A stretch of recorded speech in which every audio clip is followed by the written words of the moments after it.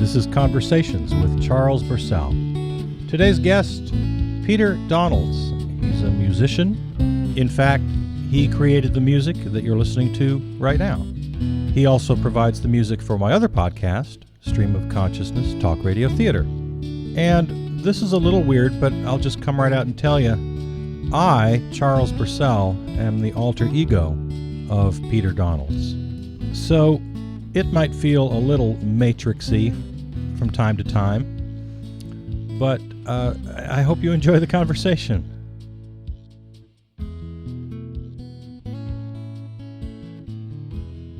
So you and I have a lot in common, obviously, but not everything in common. I suppose, yeah. So, am I an invention of you, or are you an invention of me? Well, I really hate, I hate the answer's in the middle thing. The answer is never in the middle. Well, it can be, but only by sheer coincidence. So I don't want to use that cop-out. But yeah, we're inventions of each other, I suppose. Well, I mean, in some sense, you're not an invention. You're just a person. You're a real person. You were born into the world. You had parents. And you don't have parents? Well, no. I think you're my parent. Well, I think you're the child of. No, I'm not your parent. If you have parents, your parents are early influences, nuns and priests in Catholic school. And then professors in college and the people you met when I traveled. Wait a minute. The people that I met when you traveled. Yeah, especially when I traveled internationally. I was lucky. I'll tell you my story. You know it, but for the sake of the listeners, I guess. I was lucky enough to travel when I was young. And when I say lucky, that's true. I had, white privilege.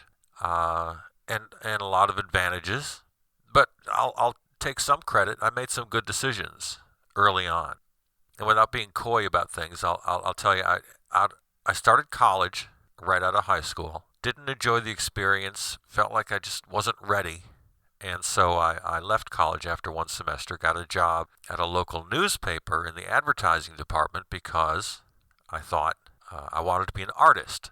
So with a lot of naivete, I applied for a position in an advertising department in a small local newspaper weekly, thinking that this would help me become an artist. Well, that doesn't sound naive. That sounds, like a good decision. Well, yeah, that's why I say I made some good decisions. So that kind of got me started. But after a couple of years, now I'm like, 19, 20 years old, and I've got a chance to work at this large theme park. It was Marriott's Great America, people may have heard of. At the time, the Marriott Corporation ran it, so it's called Marriott's Great America in Gurnee, Illinois. And now this is like a summer job for aspiring performers. It's people in their late teens and early 20s. Okay. But here's the deal. I'm 19, close to 20. I've got a full-time job. I've got my own car, my own apartment.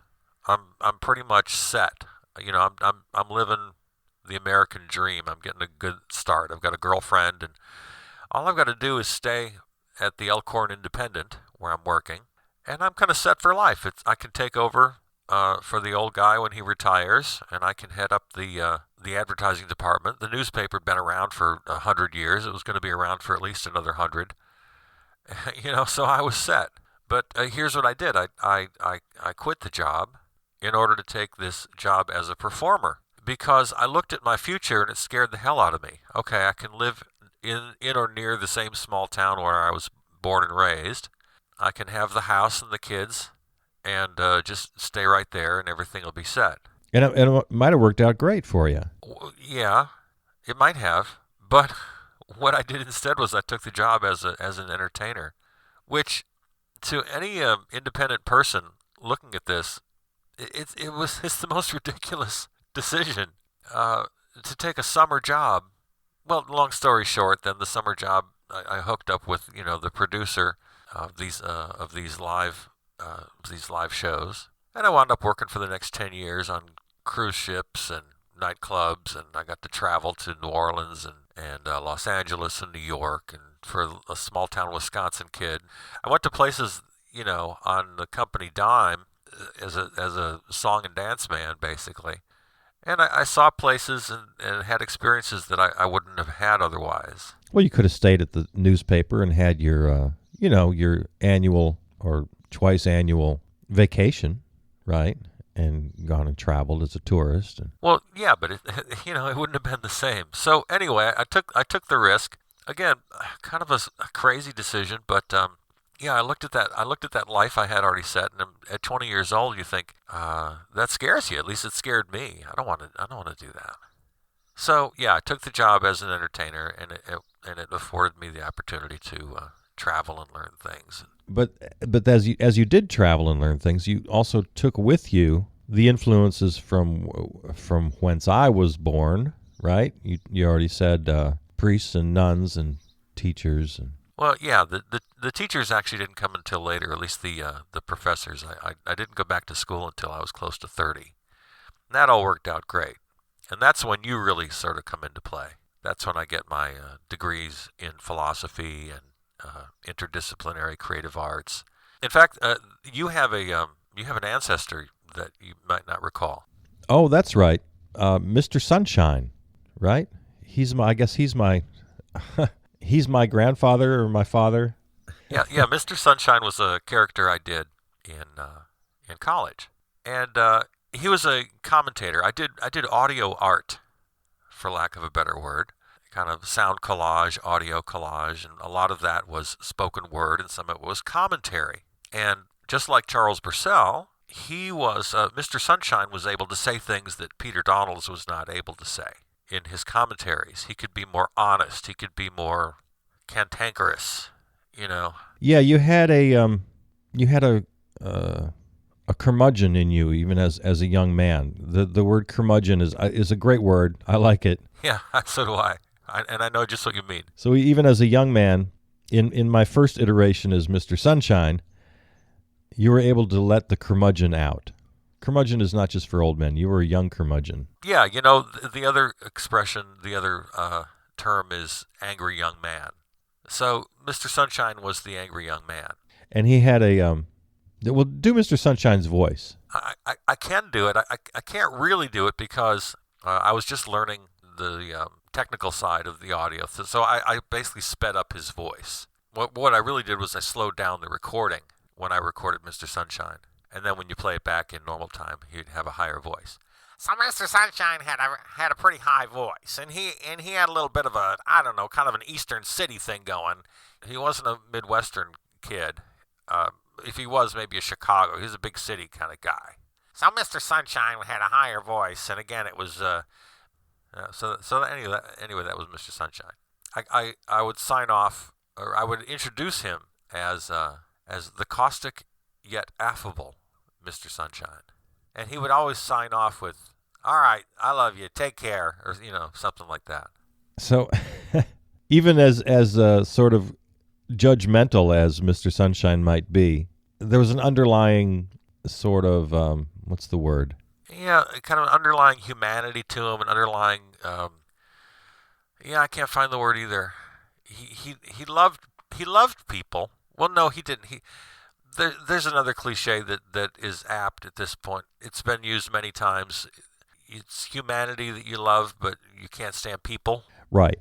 I think many of us share that. You and I share that. Your favorite movie, another influence that you mentioned. Well, I mentioned several times in my programs, and that is 1,000 Clowns by, I want to say, Herb Gardner. Yeah, I think that's the writer's name. I always blank on that. Anyway, it was a play. It was a Broadway play, late 50s, I guess, and then maybe 1961 or 2, the film version with Jason Robards. Right.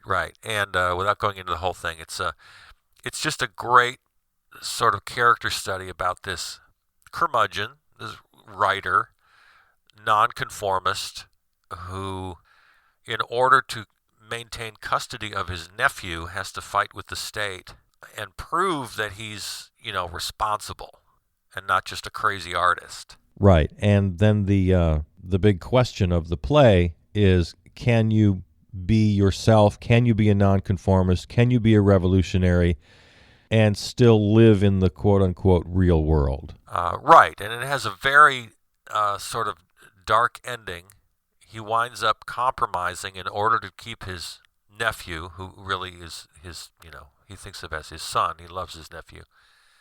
But he makes the compromise. And in the end, it's, it remains an open question depending on your point of view. Did he make the right decision? Most of us would say yes.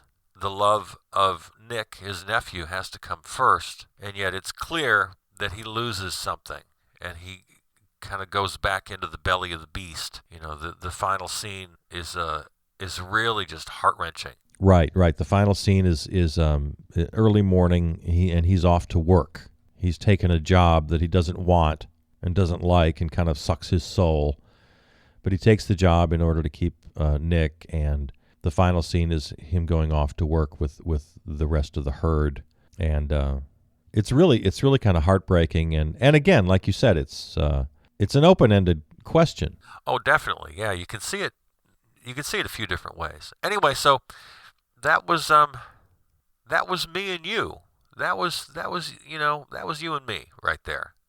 That was me deciding at an early age to forsake the conventional life. I could have had the house and the kids and the wife and the job and never worry about, money I wouldn't have been rich, but I would have been just fine. And I had that all laid out as a 20-year-old kid. It was right laid out in front of me. And I was the one, though not yet named, who helped pull the trigger on that, right? And you didn't take that road. Right. So here we are all these years later. Again, Mr. Sunshine in college. And then I tried for a long time to sort of find the balance. What do you mean find the balance? Well, between you and me, that even though you weren't named yet, you were there, and I continued to make similar decisions, like leaving the Elkhorn Independent to be a song and dance man. Other decisions? Yeah, I continued to follow art and music and theater. A lot of people who go into the arts, especially the performing arts, think about being famous and think about having a lot of money. Right. And you never cared for that. You didn't really need that. No, I wanted things. I did dream about, I used to, for a long time, I obsessed about having this house that I would spend hours and hours designing, and I would draw the floor plans, and it would constantly be changing, and I'd be shifting walls. But it wasn't just a house. That's the point of this, right? It wasn't just a house. It was a place to work. Right. It was, it had a little theater and had a studio for sound and another studio for a visual studio and kind of a broadcasting center, and so it's not that I didn't want things, but that's what I wanted. It was only later that I kind of let that go. Right. As you get older, priorities change. And so I think for you, and as I was starting to come into focus, it became more about the work and less about the stuff. Yeah. When I traveled on the cruise ship, we went to Japan and Hong Kong and places where I could, South Korea, places where I could find audio equipment that was really cheap. And I was making pretty good money on the cruise ship and didn't have any other way to spend it. I wasn't spending any money on kind of the touristy stuff. So I spent the money I was making, or at least some of it, on the first real kind of professional equipment that I had, 4-track recorders and things like that. And then once I had what I needed, I didn't really dream anymore about having stuff. It just strictly became about the work. All right. So let's get our chronology straight here.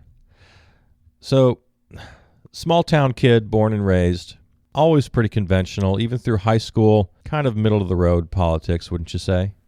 Yeah, I was learning. I was very aware of things even at a young age. I was born in 1958, so that means in 1968, when the shit was really hitting the fan in the United States, with the assassinations and the war and everything. I was 10 years old, and I was delivering the Janesville Gazette, which you mention often. Yeah, I do. On the various programs, I often mention that we delivered the Janesville Gazette, and that's when you kind of started your affinity for the news and the larger world, and it's kind of a big thing for us, delivering the Janesville Gazette. Right. So anyway, yeah, it's 1968. I'm 10 years old. I'm very aware of these things and starting to form opinions and alliances. I was clearly liberal, though in a very conventional, middle-of-the-road way. So what made you such a radical that you are now? Well, see, that's the thing. You're the radical. I just can't bring myself to do it. Well, at least not in the open. I mean, that's why, that's why you're here, right? Yeah, I suppose so. Well, let's talk about a couple of those things. Opinions that you started to develop, but it took me to voice. Well, the most taboo of them all is sex, right? Yeah. I believed early on, and then it was sort of really confirmed in my studies when I took the philosophy of sex in college. I always believed that the U.S. was very schizophrenic about sexual attitudes, other things, money, religion, these kind of arbitrary social mores that rose up around it. Basically what I figured, and still to this day believe, that sex is just a wonderful natural thing that if society was different, we wouldn't be so paranoid about it, and we'd all be enjoying it a lot more. But why you couldn't say why couldn't you say these things? Well, I don't know. I just couldn't. You were afraid of you were afraid. Well, yeah. Afraid of what people might say? Afraid of being ostracized? Yeah, I guess so, I suppose. So I can say now, as Charles Bursell, that, we are paranoid about sex, and I think everybody should just be having it as often as they want, with as many people as they want, anytime, anywhere, as long as nobody's lying to each other and it's all consensual. Go for it. Be safe. Be healthy. The only rule, those are the only rules. Don't lie. Make sure it's consensual, and be safe. Other than that, there should be no rules at all. Yes, and you and I completely agree on that, but I can't say it. I guess I've tried. Nobody ever agrees with me. And not that I have to be agreed with. I don't care. But, yeah. Okay, so there's sex. Let's not just keep this all about sex. There are lots of things. I mean, politics. Like you said, when you were young, kind of a middle-of-the-road liberal, I guess. Yeah, as a presidential election came along, I would always clearly favor the Democrat. But they weren't real radical. Jimmy Carter was not a radical. And he was your first vote. You were turned 18 in 1976, just in time to vote for Jimmy Carter. And I know that meant a lot to you. It really did. It was coming out of the Watergate era. By the way, remind us, I may have mentioned this on some programs, but tell us from your perspective, just quickly about your Watergate experience. Oh, it comes up once in a while. It's just my mother was a very standard mother in many ways, but she was cool. As the Watergate hearings drew through the summer of that year, 3, I guess, the hearings bled into the beginning of the school year, and my mother actually let me stay home from school a few days to watch the hearings because she knew I was interested. I was just glued to the Watergate hearings. Sam Ervin and Howard Baker and John Dean, of course. So anyway, what we're saying? Oh, right, politics. So I'm becoming more liberal. So when did you really cross from liberal to more radical? That took a while. I think my travels in my early 20s, again, the cruise ship took us to, where did we go? Well, you pretty much covered the Pacific Rim, at least the Asian side of the Pacific Rim. You went up through Alaska, across, down through Asia, Japan, South Korea, China, Hong Kong. You saw the Great Wall, down into Southeast Asia, Indonesia, and then the South Sea Islands, and then Hawaii, and then back. So right, and like I said earlier, I didn't do the tourist thing. It's real easy to not do the tourist thing. you just take a left instead of a right when you get off the ship, and you just pretty soon, within a block or two, there's real people living real lives. Yeah, I've mentioned that exact thing, probably with the same words, the exact same words. So, why was I necessary? Why was Charles Bursell necessary? Well, as Peter Donalds, I was making my way in the world mostly as an artist, a singer, actor, theater director, and then, of course, I got married, had a couple kids. I'm a member of the community. People know me. I actually ran for school board up in River Falls, Wisconsin, kind of a small college town outside of the Twin Cities. Anyway, so I'm a known person. My ideas are getting more and more radical, and I'm working in the arts, and there's a disconnect. There's a disconnect between the work I'm creating and what I want to say. Which is really kind of sad, because that's exactly why you decided to major in philosophy as your first degree for your undergraduate study. And you knew this at the time, right? I mean, as I understand it, it wasn't some sort of unconscious thing. This was a very conscious choice. Right, exactly. I mean, when I first started college right out of high school, I got very practical. I was going to take some sort of social work or something, just something that would get me a job. I remember I did care about things. I still kind of held on to that that boyhood dream of, kind of being a priest, I think most Catholic schoolboys have that at one point or another.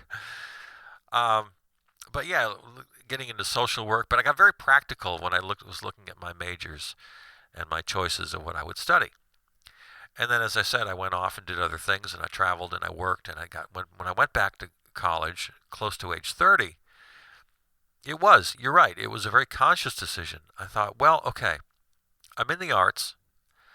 I've gained a lot of skills as far as being able to be on stage, or, I was an interdisciplinary artist, maybe before the term was born.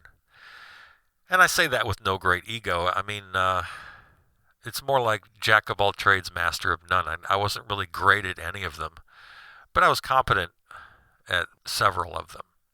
So I could play the guitar, and I could sing, and I could act, and I could direct, and I could draw, and I did cartooning and portraits, and I did all sorts of things. And like I said, I wasn't that great at any of them, but I did all of them. So that's where you are, and you make the conscious decision to not study art in college, because now you're going back to college, but you decide to study philosophy, to make it your major.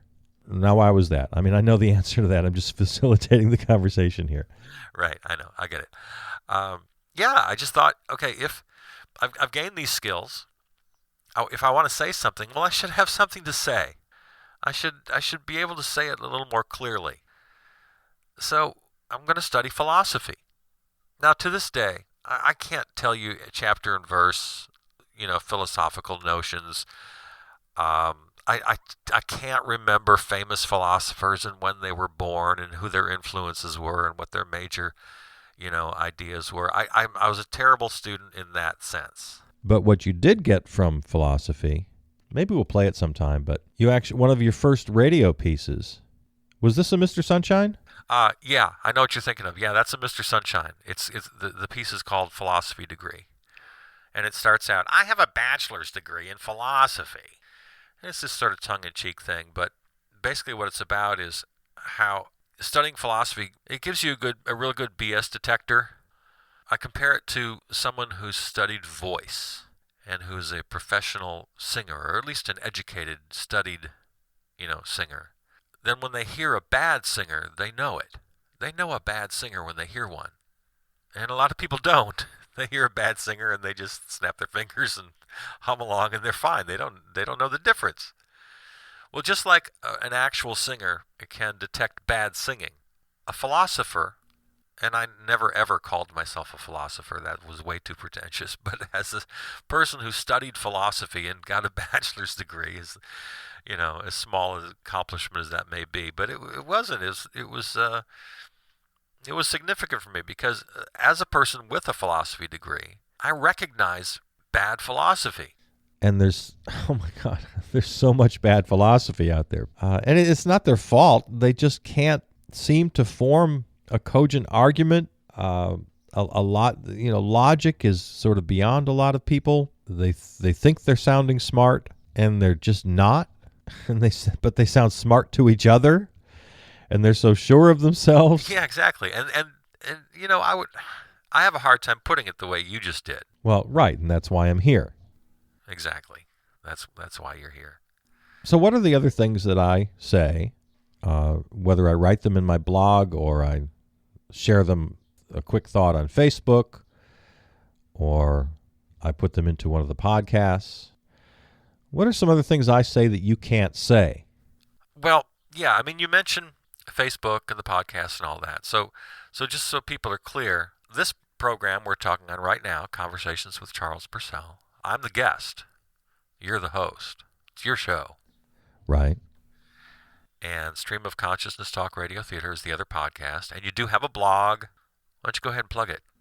Oh, right. charlesbursell.com, which is actually new. It should have been around for a long time ago. I was on Facebook and had the podcasts, but I didn't actually have a site. Well, I did have the blog posts. It's just one of those little, blog sites. But now it's actually charlesbursell.com. It's easier to find, so go there. Right. So what are we talking about? What you can't say that I can. Oh, right. So yeah, in the blog and all the podcasts and all that, you can just be more honest, and you can voice opinions about. Like, I know one of your shows coming up is about how charity is a bad thing. Right. It's anti-democratic. It gives us this false sense of things that are actually getting done. Yada yada. So I mean, you can say these things. Why can't you say them? Well, yeah, I suppose I can, and in certain situations I do, but I just decided a couple years ago that... In other words, why am I even here? Why am I here? Okay, well, there are a couple of reasons. One of them is just kind of practical. It might sound cowardly, I admit that, but I had established Peter Donalds as a musician. Well, you said you were jack of all trades, interdisciplinary artist. Right. But how I was actually making my living the last few years, I worked in radio for many years. Oh boy, you couldn't have had any of these jobs. Right. You worked at Wisconsin Public Radio and at Sirius XM, where you were a talk radio producer and host. Yeah, I was a producer mainly, and then a fill-in host at Wisconsin Public Radio. I was pretty regular. Whenever the regulars were out, I was in. And then at Sirius XM, I get to sort of control the show, book the guests, help choose the topics. And then when the show's actually on the air, then I'm the sidekick. I can come and go as I please, in and out of the conversation. That was pretty good. But I could not. Oh, you never could have done that job. You would have been fired. So there's a good example of things that you can say that I can't say. What I really thought about the world, I couldn't say on those two shows, in those two jobs. Very middle of the road, a lot of false equivalence, which I know you hate and we talk about all the time. Very kind of mainstream media stuff. Couldn't have those strong opinions. Right. But yeah. But the last couple of years is when this really happened. I mean, my podcast, the Charles Bursell Facebook page, and then the website and the podcasts and the blogs really started in full force a couple of years ago. Right. I mean, you didn't even really have the name. Charles Bursell was literally born. You can use literally now. Yeah. The dictionary has decided that literally means figuratively, just because the way people use it. Yeah, I'm okay with that. But as I was saying, Peter Donalds had established himself. I had established myself as a musician. I wasn't working in radio anymore. I'd moved back to Wisconsin from California. I'd been back and forth a couple times. And I had reestablished now as a musician. I was playing music, singer-songwriter, solo acoustic kind of stuff, teamed up with a couple of partners for a couple of different acts. And then I also when I first got back and was sort of finding my way, I hosted trivia, pub trivia, which a lot of people love. And so a couple nights a week I would host trivia, sort of supplement the income, and I established myself. And then again, you have the website, and you do all the promotion, and I recorded a couple of CDs, and I'm this musician now. And when you work in public, then you become a public figure. It's not that you're famous or anything. That's not the point. Right. I'm not famous, but I'm not a guy who just goes anonymously to his job. I'm Peter Donalds, and my name is right there on the promo, and so... Right. Okay, so now that you're really established, and you're making your living, and your name is linked inextricably to your income, now you really can't say the things you want to say. Right. And then it goes back to the whole idea of, well, if I'm going to be an artist, I have to be able to say what I want to say. Well, you put them in your songs. My favorite song of yours is Money Gotta Go. Money gotta go, money gotta go. Money gotta go, money gotta go. It's all about how money shouldn't exist at all, even as a concept. Well, you can say that as Peter Donalds. Yeah, but that's in a song. You can almost do anything in a song. You can get away with anything. People don't hear the lyrics. They don't understand. And if they do, great. But, yeah, you can get away with almost anything in a song. Okay. All right. So you got that. Yeah, I've got that. That's good. That's good. But the other stuff, like, I still have a dream for you of cartooning. You did a lot of cartooning as a kid. You had a comic strip in your student newspaper. You did some cartooning and illustrations for the newspaper you worked for out of college. Yeah, I always had a dream of being an editorial cartoonist, and now I pass that dream to you. Oh, okay. So I'm going to be, if and when that happens, that's going to be my gig. Yeah, that's going to be Charles Bursell. Peter Donalds is now kind of set. He's not going to be anything else except what he is. He's going to be a father to 2 grown children, and a brother to his siblings, and a musician, a singer-songwriter. And that's all you're going to be. Yeah, and a real person in the real world, and hopefully, try to, all the things that real people do. Try to live a healthy lifestyle and all of that. But you're not going to be political.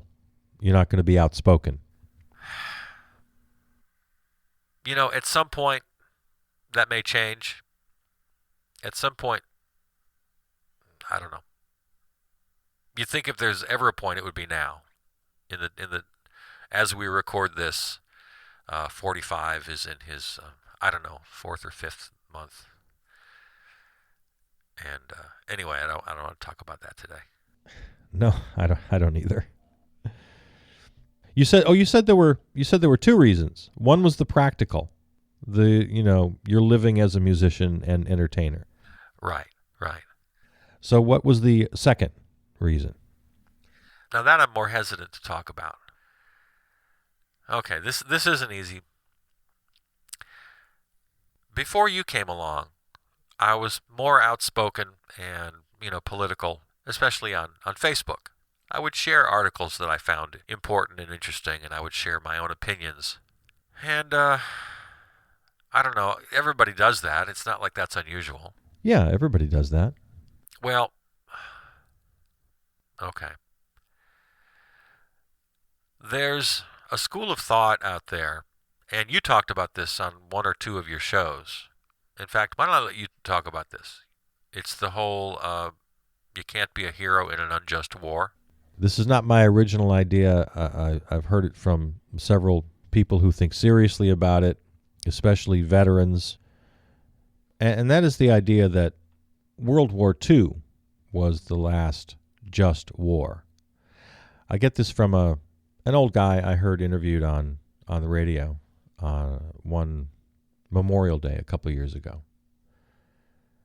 He was just a regular old guy, anybody's dad or grandpa, not saying anything controversial. But he was a veteran, so they were talking to him. And then he said something that just floored me. He did say that, in his opinion, World War II was the last just war that America fought, and that every American war since then has been a war for profit, unnecessary wars, unjust wars.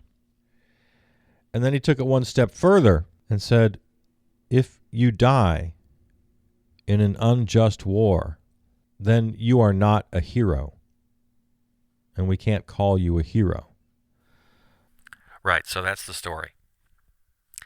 And it wasn't just this one guy, then there were I kind of searched this out and found other really interesting articles about this concept, about this notion of fetishizing the military and calling everybody heroes because it made us feel better. It made us, it was our way to rationalize these terrible, unjust wars by heaping praise on the people who died and calling them heroes and saying that they fought for our freedom. And that was exactly what this guy I heard interviewed, and then later the articles I was able to find. Again, all from veterans. These aren't guys in ivory towers just, doing their thinky thing. I sought out thinkers and writers with the experience of war and of serving. And yeah, they said, if you're fighting in a war for profit, you are not fighting for my freedom. And in fact, that was the title. That was the title of the article. That was the headline. You did not die for my freedom. That's the article you shared. Yeah, that's the article I shared on Facebook. And oh my God, the blowback. From family, from friends. It was harsh. It was really harsh. It didn't make me question my opinion. See, this is something that I want to say. Here, you know what? I'll say it for you, because now I've really taken over this part of your life. Right. When I share an opinion, it's only after considerable research. I do not share opinions lightly. I don't just say, oh, that looks interesting, and hit the share button. If I find something that's interesting, then I seek out other writers, other thinkers, other articles, other research, and I look into it, and then I share it. Right. And so that's what I did. That's what I did with this incendiary headline. You did not die for my freedom. Oh, I got people freaked out. So that's really when you were born. So you decided that Peter Donalds, you couldn't take the emotional pain of this anymore? Yeah, I think that was it. I couldn't give up the idea that, I just feel duty bound to participate in the great debates of our time. A lot of people criticize that and say, oh, it means nothing. You're just like a million other people just sharing things on Facebook and being Yeah, they say that. I think it's true maybe for some people. They just sort of have a passing knowledge of what's going on in the world, and they see something interesting and they share it. But even that I don't criticize. No, I agree. The whole SNL did this. It was, they're funny. Louis C.K. was the host. It got a lot of play last year when they did this big sort of music video praising him. His character is just a guy who lays on his couch and eats potato chips and shares articles on Facebook, and then he thinks he's a big hero. And it's mocking people like that. Right. And it was funny and all, but I think it was kind of off the mark. I think it kind of missed the point. I think even guys who eat potato chips and lay on their couch, I think the fact that they're sharing what they believe is important. Right. The one guy isn't going to save the world, but, 1 million or 2 million or a billion of them, it makes a difference. It does. And like I said earlier, I don't just willy-nilly hit share. I think about these issues. It goes back to when I was a kid. Yeah, you didn't really talk about this, but the Jesuits were a big influence on you, right? Yeah, Catholic school, and this Jesuit priest who had been to Central America doing what they did down there was a big influence on me. And this was before you sort of learned about the underside of that. What do you mean? The underside of the Jesuits in Central America. Yeah, sure, there's an underside to everything, but these guys were actually, pretty cool. They were very much about locals having their self-agency and self-authority. At least this one guy that influenced me, he wasn't there to convert anybody. He was just there to help. It was this, the liberation theology thing, which I won't get into all of that. You can Google it and look it up. It was pretty cool. It was all about social justice. It was pretty lefty. Anyway, so yeah, that's when you came to be. They really hit the fan with that "You're not my hero. You didn't die for my freedom" article. Family and friends just I came to a point where I had to choose one or the other. And I know it's kind of sad, right? Yeah, it is. You can't live authentically in the world. You can't actually voice your real opinions without giving certain things up. You do have to make a choice. Yeah. And I guess I just wasn't brave enough to make that choice. And so that's where you came along. So why are we together today? I mean, this is kind of a coming out thing. Yeah, I guess. I haven't made it a big secret.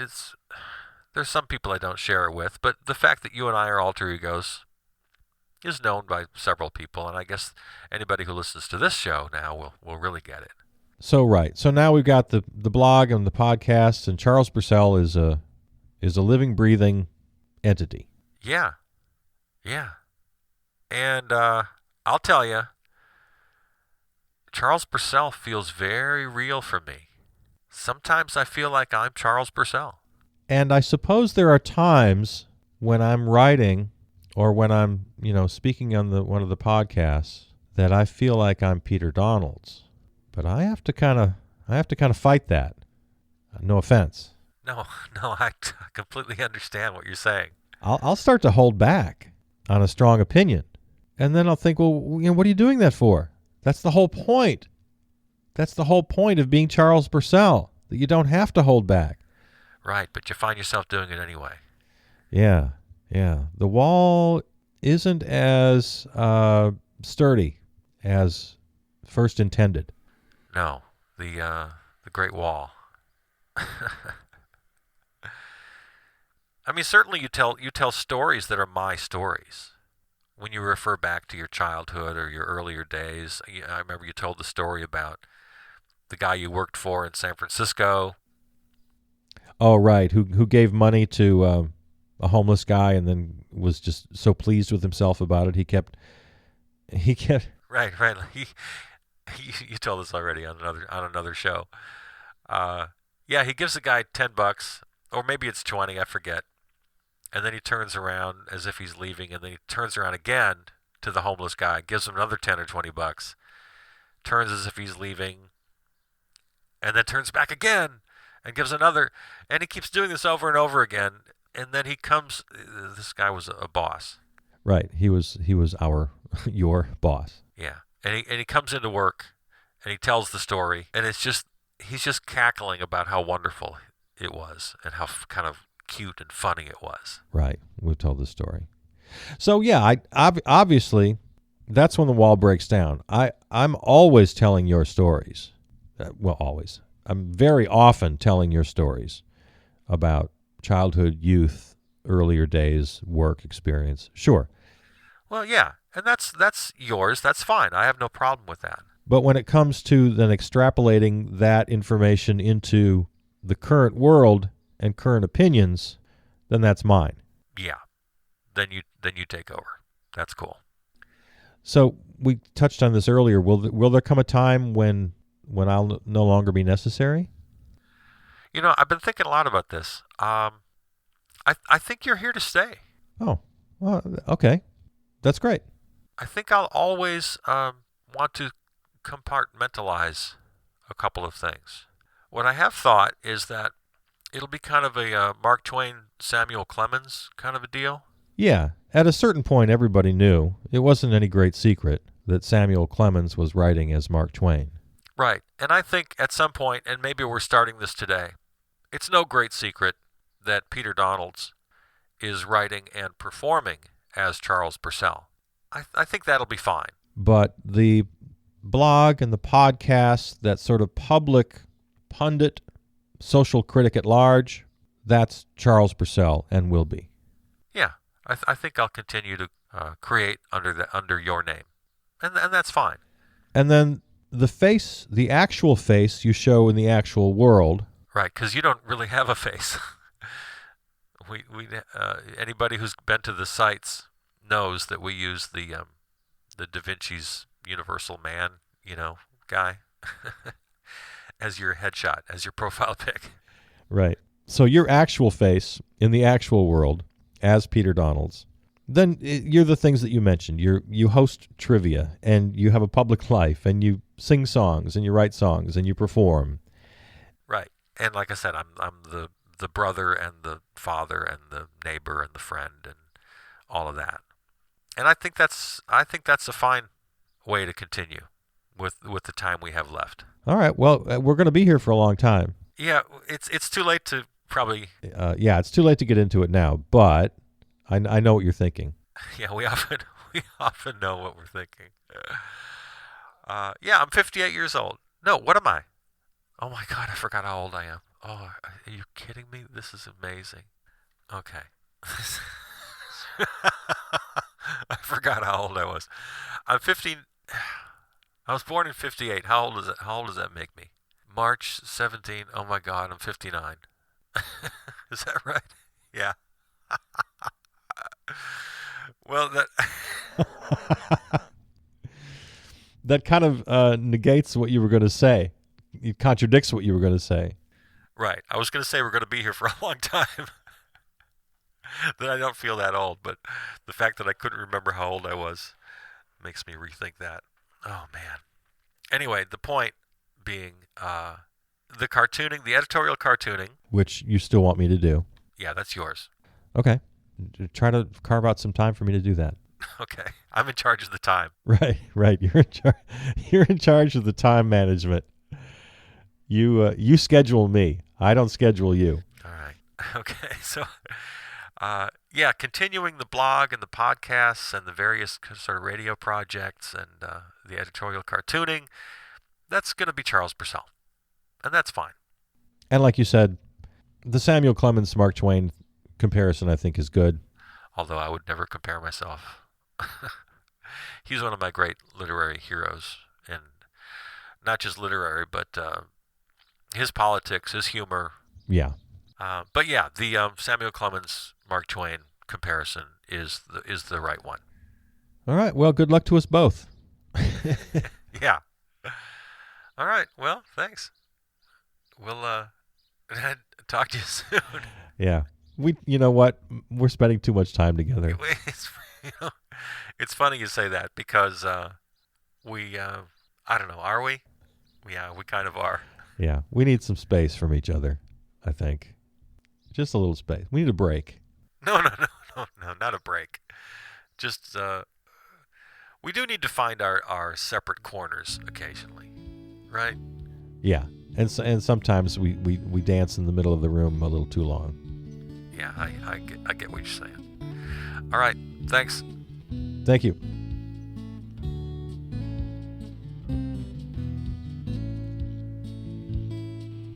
You've been listening to Conversations with Charles Bursell. Today's guest, musician Peter Donalds. Hope you enjoyed the program. If you did and you want to recommend it or listen again, we're on most apps, wherever you find your podcasts. Just search Charles Bursell Presents. The easiest way is just to go to the website, charlesbursell.com. All of the shows, current and past, are always there for you. Ask you to also check out the other podcast, Stream of Consciousness Talk Radio Theater. All right, there it is. Thanks for listening.